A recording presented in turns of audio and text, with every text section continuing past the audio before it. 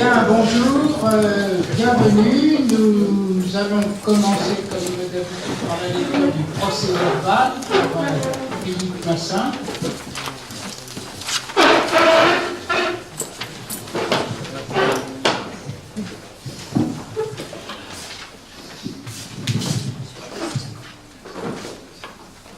Voilà, bonjour à tous, donc c'est le procès-verbal de l'Assemblée de la réunion du 21 septembre.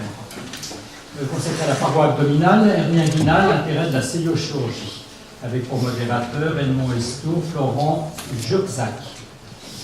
Donc le premier topo était effectué par Edmond Estour, synopsis historique et apport de la célio dans le traitement des hernies de laine. Excellente communication qui listait l'histoire du traitement et mettait en évidence l'apport de la chirurgie célioscopique et le traitement chez l'adulte par interposition prothétique avec des plaques de grand diamètre. Et il rapportait qu'il y a 140 000 hernies inguinales opérées en France chaque année. Joël Leroy de Strasbourg qui a parlé des cures d'hernies inguinales par voie laparoscopique trans-abdomino-pré-péritonéale, c'est la TAPP. Et donc il a mis l'accent sur les problèmes d'enseignement de la technique et sur les difficultés techniques.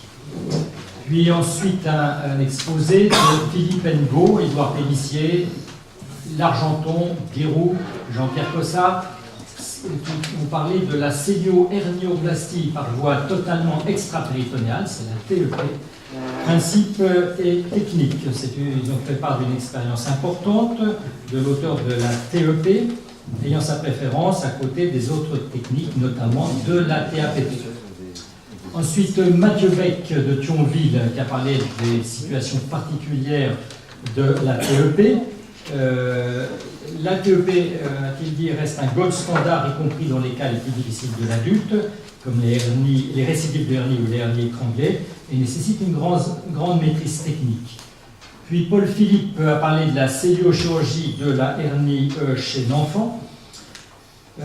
La chirurgie donc, reste classique chez le nourrisson et le petit enfant, à la différence des grands qui peuvent bénéficier de la célio, mais de préférence avec des chirurgiens pédiatres entraînés.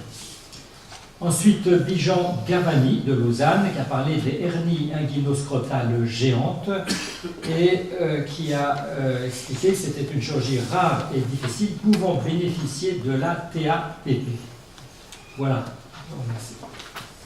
Merci à Philippe Massin. Nous allons donc voter ce procès-verbal. Quelqu'un est-il contre? Quelqu'un s'abstient? Bien, le procès-verbal est adopté. Je crois que Philippe Massin a quelques mots à dire. Oui. À la demande de Jacques Périssat, je voulais vous informer du décès de Louis-Philippe Doutre, qui était un patron important en chirurgie viscérale à Bordeaux.